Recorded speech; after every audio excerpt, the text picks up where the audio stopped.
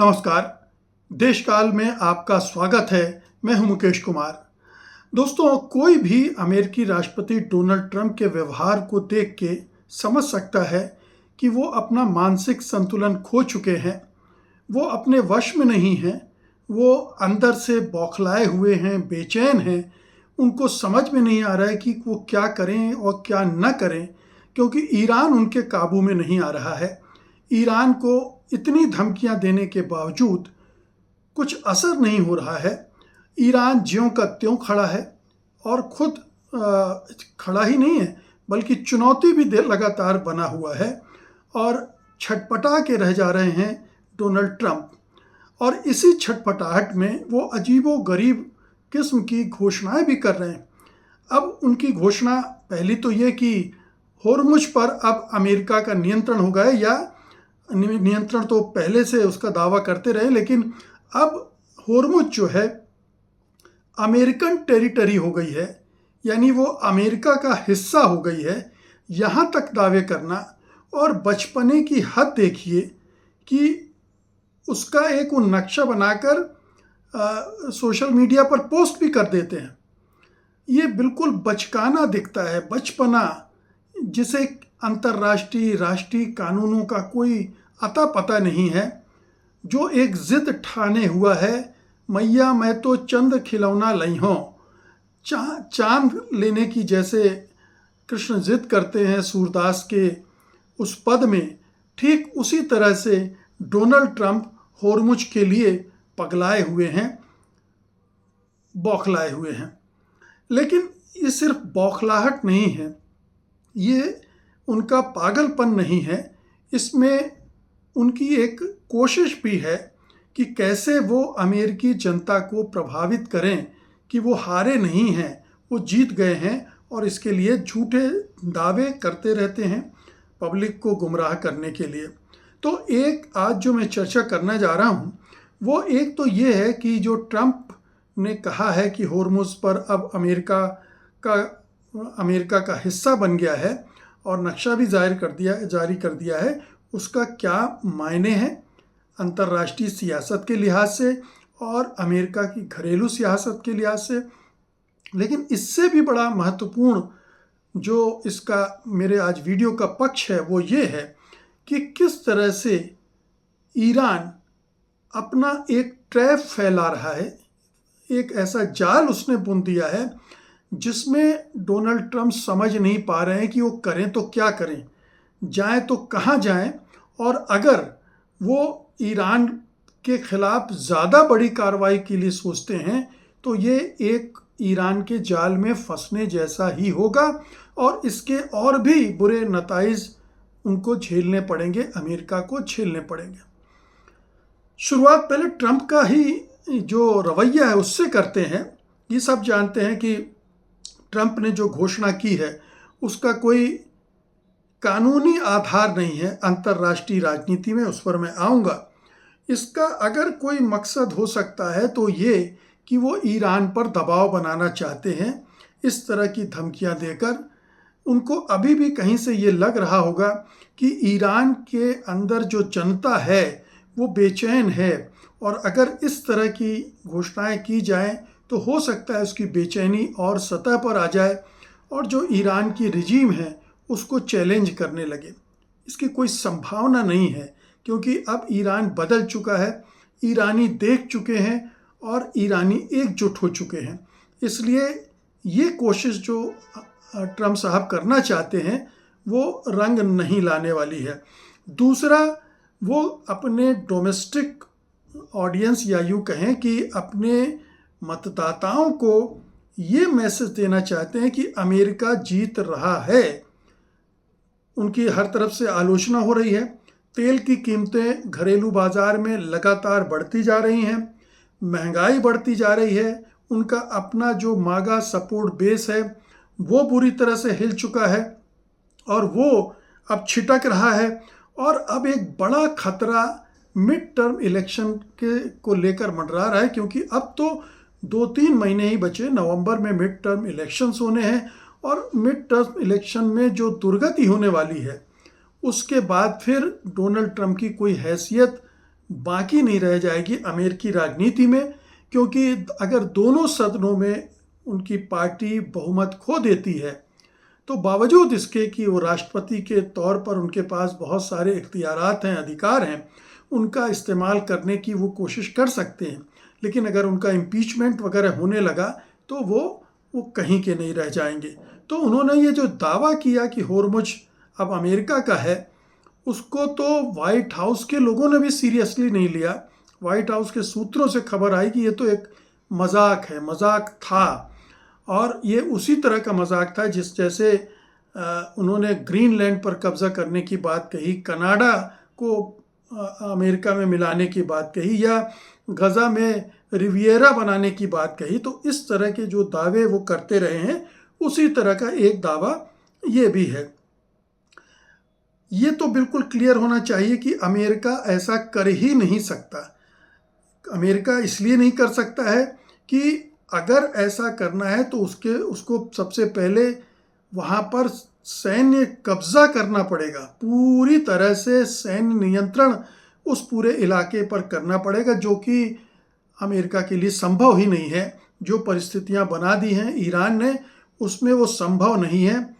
और सैन्य कब्जे के अलावा अंतर्राष्ट्रीय मान्यता भी चाहिए, संसद, उनकी कांग्रेस की मंजूरी और कानूनी प्रक्रिया भी चाहिए, और अन्य देशों का समर्थन भी चाहिए, जो कि ख़ास तौर पर अरब ममालिक हैं वहाँ पर, और उस होर्मुज के जो तटीय देश हैं जैसे ओमान है, उसका समर्थन चाहिए। ये किसी भी स्तर पर कहीं भी उनको तीनों में से कोई चीज़ हासिल नहीं है। तो ये बिल्कुल स्पष्ट है। अब इसका कानूनी पक्ष देख लीजिए कि अंतर्राष्ट्रीय कानून क्या कहता है। अंतर्राष्ट्रीय कानून, जिसमें संयुक्त राष्ट्र समुद्री कानून संधि है, हालांकि दोनों देश ईरान और अमेरिका दोनों उसको नहीं मानते हैं, लेकिन उसके हिसाब से जो कन्वेंशन है उसके हिसाब से अंतर्राष्ट्रीय कानून जो है वो ये कहता है कि जो तटवर्ती राज्य हैं ईरान और ओमान, दोनों के जो 12 समुद्री मील क्षेत्रीय जल में पड़ता है, इसलिए वो इस पर कब्जा नहीं कर सकते हैं। ट्रांजिट पैसेज का अधिकार सबको मिला हुआ है, ये उसको रोक नहीं सकते हैं। ना तो ईरान और ना ही अमेरिका दोनों इस संधि के हिस्से हैं, इसलिए वो बेशक इसको ना माने, लेकिन चूंकि वो अंतर्राष्ट्रीय स्तर पर एक तरह से प्रथा के तौर पर माना जाता है, इसलिए वो उसको खारिज भी पूरी तरह से नहीं कर सकते हैं। तो ये स्थिति है कानूनी।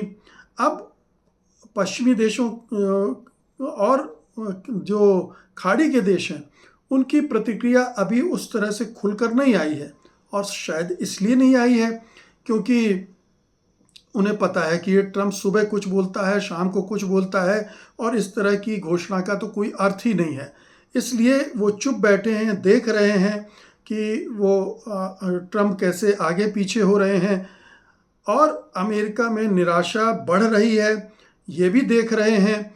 और ट्रंप ने युद्ध शुरू कर दिया है, और उसकी कीमत यूरोप के देश भी चुका रहे हैं, दुनिया भर के देश चुका रहे हैं, क्योंकि तेल की कीमतें महंगी हो रही हैं, और अरब ममालिक भी उससे परेशान हैं। फिर ओमान पर को जो धमकी दी है ट्रंप ने कि हम आप पर बम पटक देंगे अगर आपने ईरान के साथ किसी तरह का समझौता किया तो उससे ओमान भी नाराज़ हो गया है। तो पूरे जो खाड़ी में ही अमेरिका के विरोधी खड़े हो चुके हैं, इसलिए वहाँ इसकी कोई दाल नहीं करनी चाहिए। यहाँ पर एक चीज़ गौर करने की बात है कि अगर ट्रंप साहब दावा कर रहे हैं कि 80% उनके नियंत्रण में है होर्मुज, और दूसरी तरफ ईरान कह रहा है कि सपने मत देखो, इस तरह के सपने देखना बंद करो, वो कह रहा है कि हमारा कब्जा है। तो स्थिति ये है कि ये जो पूरी स्थिति जो होर्मुज का मामला है, उसमें दोनों की नाकेबंदी चल रही है।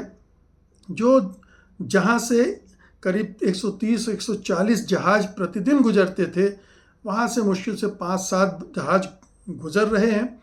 दोनों पक्ष हमले कर रहे हैं, मायने और ख़तरे बने हुए हैं। ओमान ईरान के साथ होर्मुज के मैनेजमेंट पर बात भी कर रहा है।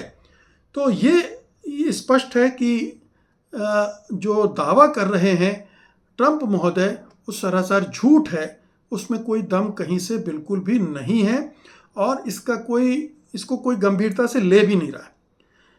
अब मैं इसके दूसरे पहलू पर आता हूं जो कि ज़्यादा महत्वपूर्ण है और इंटरेस्टिंग भी है। शिकागो यूनिवर्सिटी के प्रोफेसर हैं रॉबर्ट ए पेप, उनका कहना है, वो लेखक हैं बॉम्बिंग टू विन, और एक उनकी और महत्वपूर्ण किताब है और इनकी विशेषज्ञता है एस्केलेशन ट्रैप। ये एस्केलेशन ट्रैप की बात करते हुए वो ईरान के बारे में कहते हैं कि ईरान की नई आक्रामक रणनीति अमेरिकी सैन्य सेना को हराने की नहीं है, बल्कि अमेरिकी राजनीतिक इच्छा शक्ति को तोड़ने की है।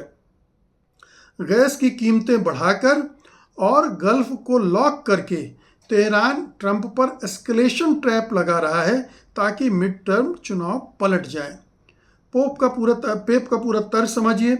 युद्ध के पहले 6 महीने में ईरान की रणनीति केवल सर्वाइवल की थी, बचे रहो, किसी तरह से इस हमले से बचते रहो। फिर अब वो लेवरेज की तरफ बढ़ रही, अब उसके हाथ में लेवरेज आ गया है, यानी दबाव बना सकता है वो अमेरिका पर। ईरान को अमेरिकी सेना को हराने की ज़रूरत नहीं है, उसे सिर्फ इतना करना है कि अमेरिकी जनता को दर्द महसूस हो। और वो दर्द कैसे महसूस होगा? जैसे जैसे गैस की कीमतें बढ़ेंगी, जैसे जैसे महंगाई बढ़ेगी और जितना लंबा ये मामला चलेगा उतना उनका दर्द बढ़ेगा। तो ईरान का जो पूरा जोर है वो तेल और गैस की कीमतें ऊपर ले जाने पर है, शिपिंग महंगी हो और अनिश्चितता बनी रहे। और ये सब नवंबर 2026 के मिड टर्म चुनाव से पहले वो कर रहे हैं। पेप कहते हैं ये एक क्लासिक एस्केलेशन ट्रैप है। ट्रंप के पास इस सूरत में 2 ही रास्ते बचते हैं। पहला, और ज़्यादा एस्केलेट करो और बड़ा युद्ध करो और ज़्यादा खर्च करना पड़ेगा, लागत लगानी पड़ेगी युद्ध पे, और उससे और भी बड़ा पॉलिटिकल डैमेज हो सकता है, राजनीतिक नुकसान हो सकता है। फिर दूसरा रास्ता क्या है ट्रंप के सामने कि पीछे हटो, हार स्वीकार करो, जो मागा बेस को नाराज़ हो जाएगा, कर देगा। इसका मतलब है कि ट्रंप के सामने आगे कुआं है, पीछे खाई है, वो कहीं जाने की स्थिति में नहीं है। दोनों ही रास्ते ट्रंप के लिए नुकसानदेह है। ईरान जानता है कि ट्रंप मिड टर्म से पहले ना तो बड़ा युद्ध कर सकते हैं और हार भी नहीं मान सकते हैं। हार मान लेंगे तो मिड टर्म में जो अभी दुर्गति तय दिख रही है वो और बड़ी दुर्गति में तब्दील हो जाएगी। इसीलिए होर्मुज ईरान का सबसे बड़ा हथियार बन गया है। सैन्य हथियार नहीं है, राजनीतिक हथियार है। ट्रंप अमेरिकी क्षेत्र का दावा करके ठीक इसी जाल से निकलने की कोशिश कर रहे हैं। वे जनता को बता रहे हैं कि हम नियंत्रण में हैं, हमने नियंत्रण कर लिया है, कीमतें जल्दी गिरेगी, हम जीत रहे हैं।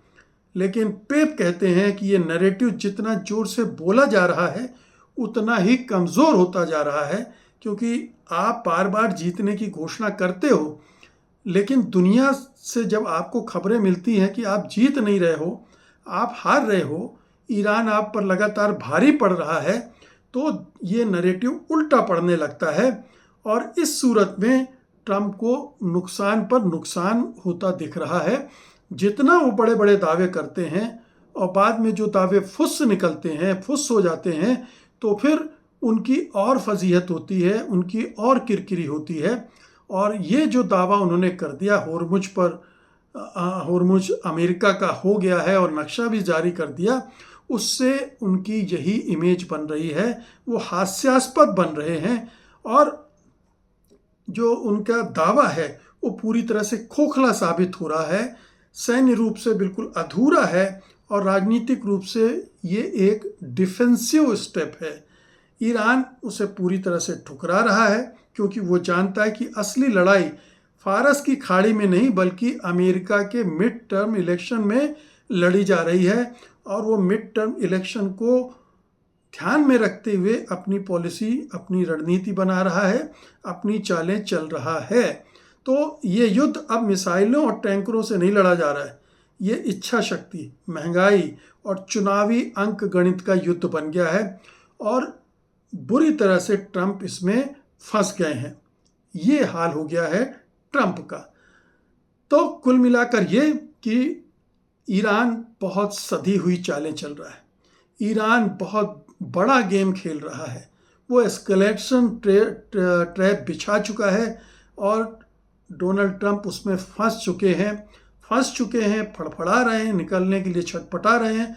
उन्हें कोई रास्ता नहीं दिख रहा है और मिड टर्म इलेक्शन सिर पर हैं जो उनकी दुर्गति की एक नई कहानी, नई इबारत लिख देंगे। ऐसी सूरत में जो गतिरोध बना हुआ है मध्य पूर्व में, उसके बने रहने की ही संभावना है। ट्रंप अगर जोखिम लेंगे युद्ध को बढ़ाने का तो ये उनके लिए और भी नुकसानदेह होगा, क्योंकि अब अमेरिका में युद्ध के खिलाफ एक जनमत बन चुका है और लोग मान चुके हैं कि ट्रंप ने इजराइल की जंग लड़ने के लिए ये जोखिम लिया और अमेरिका का नुकसान करवा दिया। जब ये नैरेटिव बन जाता है, ये परसेप्शन बन जाता है, ये धारणा बन जाती है, तो किसी भी शासक के लिए बहुत बहुत मुश्किल हो जाती है और ट्रंप ऐसी ही मुश्किल में फंस चुके हैं। बहुत बहुत शुक्रिया आपका। धन्यवाद। नमस्कार।